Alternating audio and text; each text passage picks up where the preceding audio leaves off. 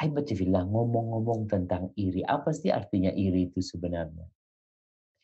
Para ulama ketika mendefinisikan iri, mereka mengatakan iri itu tamanni zawalin ni'ma anil ghair.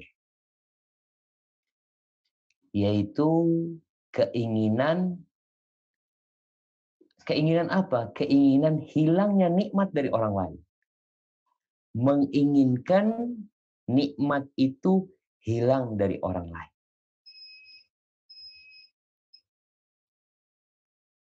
Ini yang disebut iri. Dan hakikat iri ini menentang takdir Allah SWT. Tadi di surah Az-Zukhruf yang kita baca ayat 32. Bukankah Allah yang membagi? Bukan bos lu. Bukan bos kita. Kalau dikatakan, kenapa bos kok ngangkat fulan ya? Kok fulan yang lebih tinggi jabatannya dari aku? Padahal masuknya bareng sama aku. Kenapa fulan kok punya rumah? Padahal dia biasa-biasa aja. Kenapa fulan motornya baru? Kenapa handphonenya baru? Kenapa fulan istrinya lebih cantik dari istriku? Kenapa dan kenapa? Sehingga muncul di hati keinginan agar nikmat yang ada pada diri saudaranya pergi. Hilang nikmat tersebut. Jadi intinya hasad ini adalah ya tidak ridho dengan takdir Allah Azza wa Jalla. Para ulama membagi hasad ini menjadi 4 tingkatan. Tingkatan yang pertama, menginginkan hilangnya nikmat dari diri saudaranya, walaupun nggak pindah ke anak. Ada orang umpamanya punya motor bagus. Anak ingin motor itu hilang aja udah. Tanpa harus pindah ke anak enggak.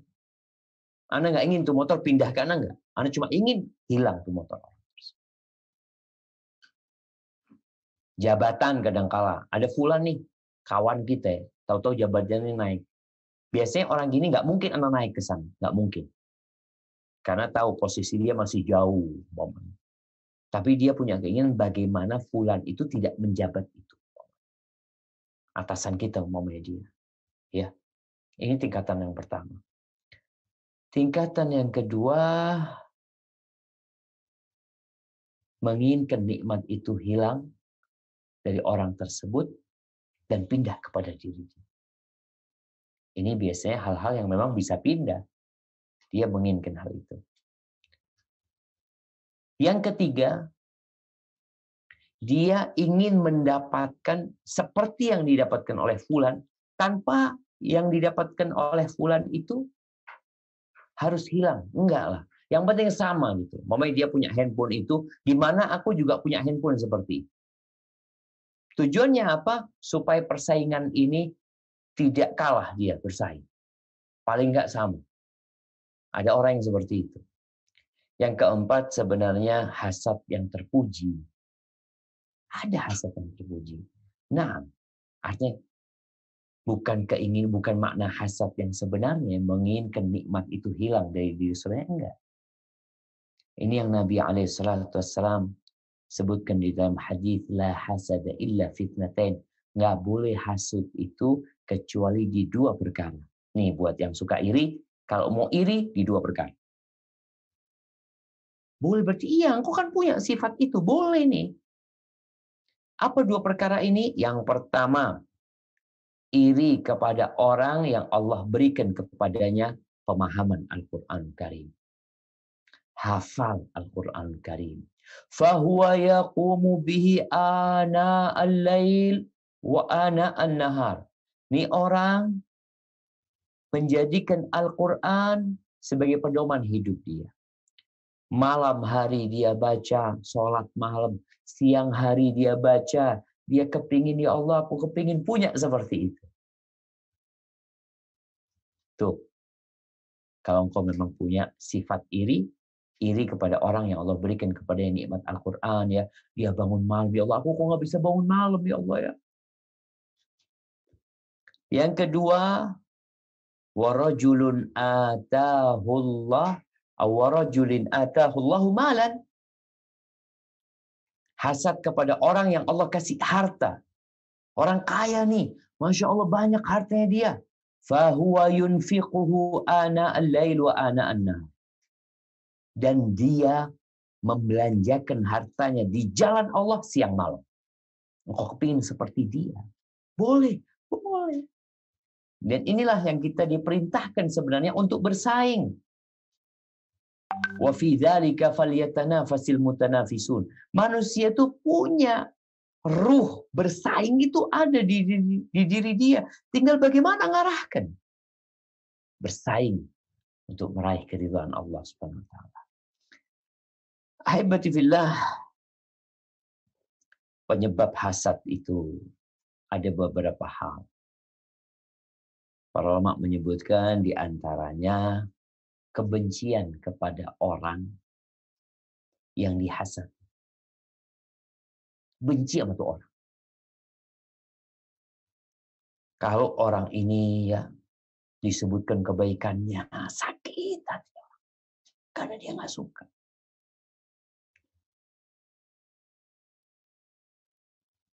Dan kebencian itu tidak akan hilang pada diri dia. Kecuali kalau orang yang dia benci itu kena bala, kena musibah, senang dia. Oh, ini salah satu penyebab hasad, kebencian. Makanya kan Nabi SAW melarang kita untuk saling benci, saudara. Nanti engkau akan jadi hasad. Ini yang pertama. Yang kedua, penyebab hasad itu sombong dan takjub sama diri sendiri. Dia itu nggak ingin melihat orang lain lebih dari dia. Enggak. Kalau yang awal itu benci, nggak suka, memang nggak suka aja sama tuh orangnya. Yang kedua ini sombong, ujub, yang menyebabkan dia tidak ingin orang itu lebih tinggi dari dia. Maka sakit hati dia kalau orang itu tahu-tahu bisa melebihi diri dia. Ini akan menyebabkan hasad itu timbul di dirinya. Khususnya kalau dia nggak bisa seperti fulan. Yang ketiga, cinta jabatan. Ini orang-orang cinta tahta. Kadangkala dia ingin menjadi orang yang nomor satu.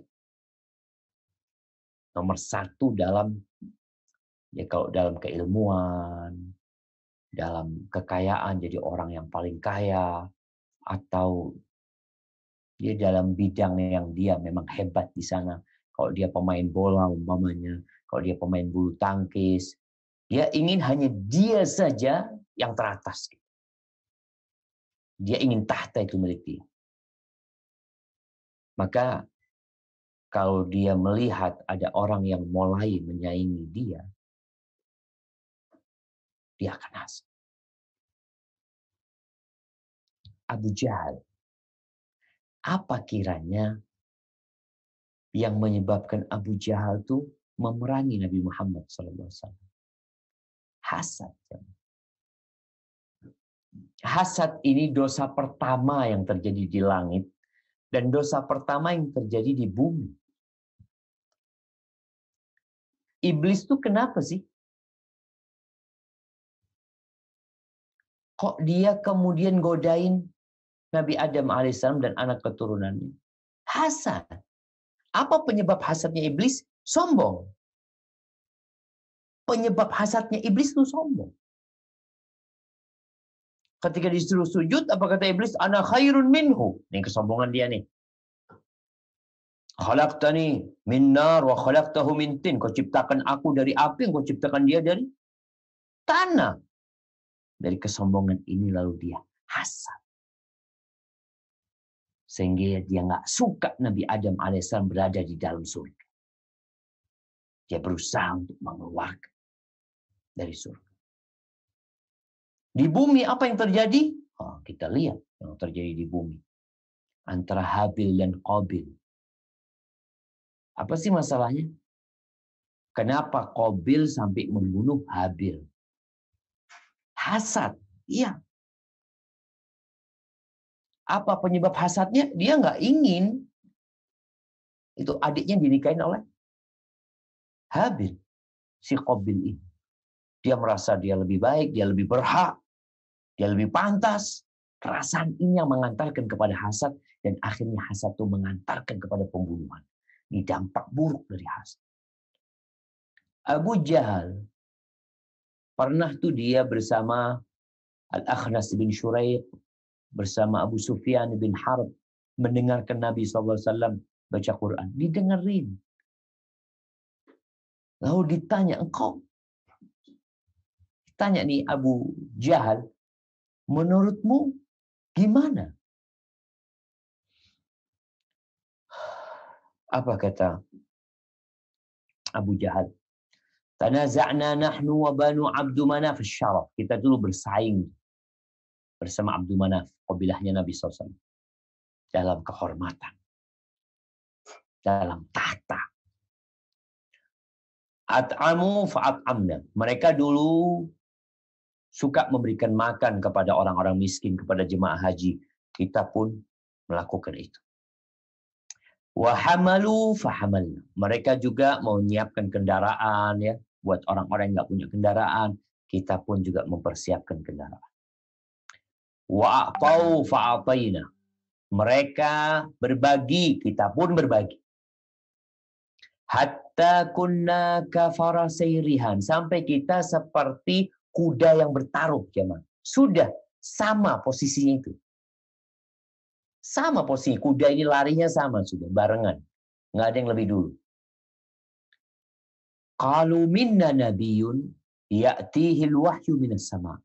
Lalu mereka mengatakan ada nabi di antara kita yang mendapatkan wahyu dari langit. Famata nudrikum misla hadhihi. Kata Abu Jahal, di mana kita bisa menyaingi mereka kalau urusan nabi ini? Nggak bisa gitu. Wallahi la nu'minu bihi abadan. Wala nusaddiqu. Dia mengatakan demi Allah, kami tidak akan beriman kepada dia. Kami akan selalu mendustakan dia. Padahal dia tahu sepanjang hidup Nabi SAW, Nabi itu nggak pernah berdusta. Urusannya bukan sama Nabi Muhammad SAW, Abu Jahal enggak. Urusan persaingan.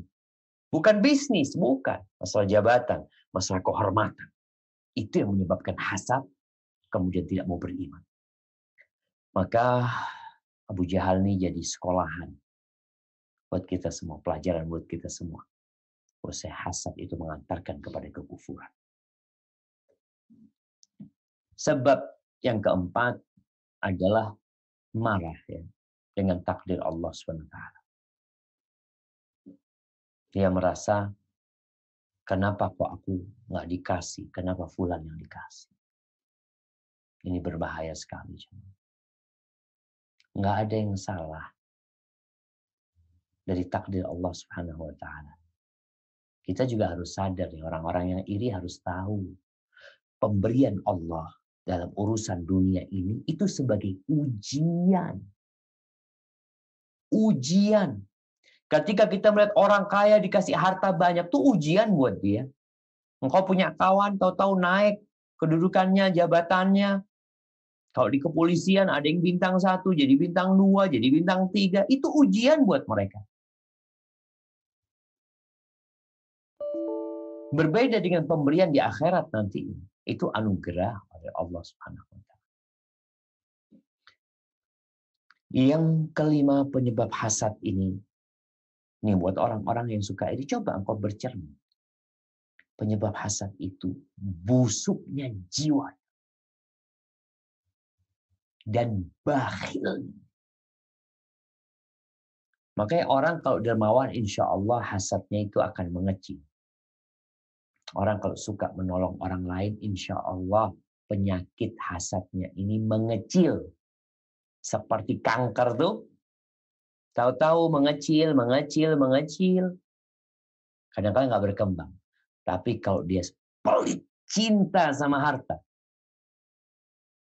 gila dunia, Maka ya kalau disebutkan kepada dia kondisi fulan, ya Allah fulan itu sekarang Masya Allah ya, ini itu macam-macam. Ya, nggak suka. Karena memang jiwanya udah rusak. Haibatifillah. Dan bahayanya hasad. Ini buat yang suka iri. Bahayanya hasad, dampak buruknya hasad ini, sebelum ke orang lain, sebenarnya kepada yang suka iri itu. Kembali kepada dia. Sampai Muawiyah radhiyallahu anhu mengatakan, "Laisa min khisali syarr a'dal min al-hasad." Tidak ada di antara sifat-sifat buruk, perilaku buruk yang lebih adil daripada sifat hasad itu. Iri. Kenapa? Yaqtulul hasid qabla yasila ilal maksud. Sifat iri ini akan membunuh pelaku iri itu sebelum sampai kepada orang yang dia hasudi. Jadi sifat iri ini bahayanya, momen ana yang iri, bahayanya itu akan buat diri ana sendiri sebelum orang lain. Apa aja yang akan menimpa orang yang hasad itu? Yang pertama, kegalauan yang tidak berhenti. Galau terus hidupnya. Orang hasad ini nggak bisa ngelihat orang lain senang. Jadi orang lain berbahagia, orang lain mendapatkan karunia. Dia nggak bisa. Padahal nikmat Allah, Allah bagikan kepada siapa yang Allah kehendaki. Sehingga dia akan selalu hidup dalam kegalauan dan tidak berhenti. Mau dia makan, mau dia tidur, mau dia pergi. Yang kedua, dia akan dapat musibah yang tidak dapat pahala. Kok bisa? Ya, kegalauan itu sebenarnya salah satu penghapusan dosa dan pengangkat derajat. Tapi gara-gara sifat hasad dia, ya bukannya dia dapat pahala, bukan dia hapuskan dosa, malah dia tambah berdosa. Yang ketiga, dia akan mendapatkan celaan sehingga dia nggak akan jadi orang yang terpuji. Karena biasanya orang hasad ini akan melakukan tindakan-tindakan berangkat ke penyihir ya. Dia melakukan itu biasanya. Ada suami istri dia nggak suka bagaimana memisahkan di antara keduanya.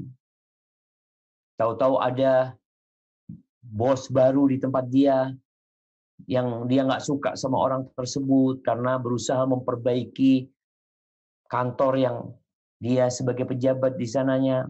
Akhirnya dia berangkat ke penyihir bos, pedagang sama pedagang, warung sama warung.